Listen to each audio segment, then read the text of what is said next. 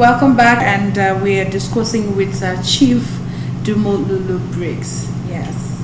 So, Chief Dumo Lulu Briggs. Thank you. Thank you. Are you tired? No. I know you can't be I'm having tired. a wonderful time. Talking with a very beautiful lady. Oh my goodness. I'm energized. All right, thank you for those wonderful insights you've given us. Right now, let's talk about the presidency, okay?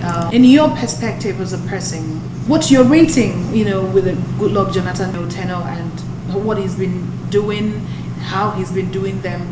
What can you say about that? Well, I'm very thankful, that you asked this question. I was hoping that, I'll have an opportunity to talk about this president again. Remember I mentioned in brief the intangibles, which we very, easily forget. But let's take politics aside. It depends on whom you speak with. Some will say it's most ineffective. It's about the worst president we've had in this country. But truth has to be told. And like I also mentioned to you, it's always nice for us to reconcile, reason with truth, so that the arguments that may follow shall be slim and just. And that's very important. That's it. Now, some people will say because we're of the same ethnic stock, perhaps, and that's why I support this president.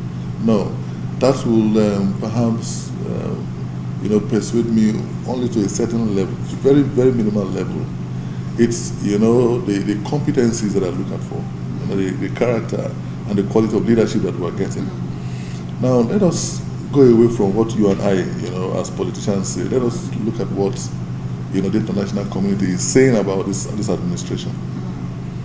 Now, the Bretton Woods institutions, that came up with the phrase BRICS, have also come up with something they call MINT now.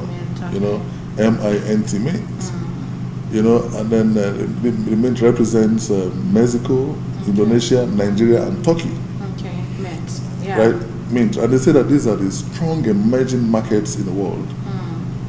And Mexico, that's not Indonesia, Nigeria, and Turkey. That's mint. Okay. These are the strong emerging markets, in Nigeria. And that's not coming from any one of us. It's coming from people who have no interest, no direct interest, in the politics of this country. Now that's their assessment. Now, what did the World Bank and Goldman Sachs, say about this government? They say that going by the current growth rates, that by 2050 Nigeria will be the 13th largest economy in the world. Not in Africa. But Nigeria will be the 13th largest economy in the world, ahead of Canada, ahead of Turkey, ahead of Italy. Wow. Now all this will be happening under the watch of one man. And what we also forget is that that we have very foundational issues. Take for instance that you're building a home. Right, the bulk of the work is done at the foundation level. Yes. But people would just look at it and say, what's going on here? They don't even see that something is going on. They don't appreciate what's going on. The depth determines. Oh yes, when they see the building, right, they say, it's beautiful, right? So they bother about the aesthetics. That's what this president is doing. Given where we started, right, and then the fact that these assessments for the first time, a democratic experience, are being made by people who have no interest in our politics. It tells you, that this president is giving us wonderful direction. And that he should be supported. So my support for him, is not because we have the same ethnic stock. It's because he's working hard to ensure, right, that the dividends of democracy are delivered to Nigerians. Okay. He's working hard to see that that we have good schools. Remember, he had to set up several universities to make sure that every state had a university. Because tertiary education is very important. Yeah. But he has also gone out of his way, right, to create schools for their marginaries. Because we all must agree that education is the driver. No matter the national vision that we have, we will need education, right, to drive it. And so it's important that our young ones, first of all, have access to, the schools. And then, of course, the quality of education should also matter. And this person is doing that for us. We also know that we won't be able to drive our industries and all that if we do not have, electricity.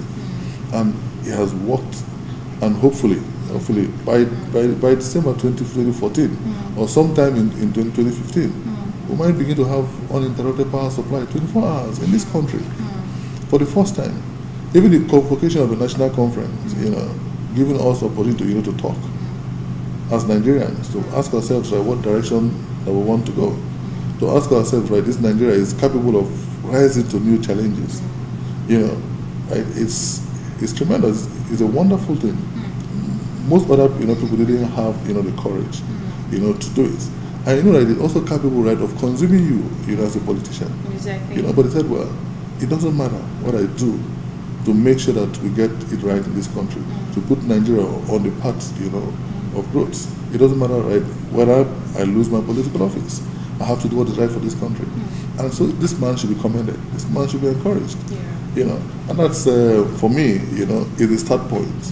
Is the start point. And then we look at the justice of the situation. I mean, if he's doing well, why is there so much criticism? Why shouldn't we come out and say for once? I do not know if we've had any other president who has performed better than this president. I don't think so. We didn't have these ratings. They all might have made their contributions, no doubt about it. Their contributions, and then perhaps he took it off from where they stopped. But he has in just 3 years, 4 years, put Nigeria back in the consciousness of the world. Nigeria is a first destination of choice, for foreign direct investment. Yeah. Everybody wants to come into this country and invest. We're confronted by the sort of security challenges that no other administration have had to contend with. And then this country is still together. And he has also said that no matter what, this country must remain one. So I think that this is a president that is well intentioned. Like I say, every leader must have a fantastic heart for his people. Sure. Not care so much about self, but care about the common good.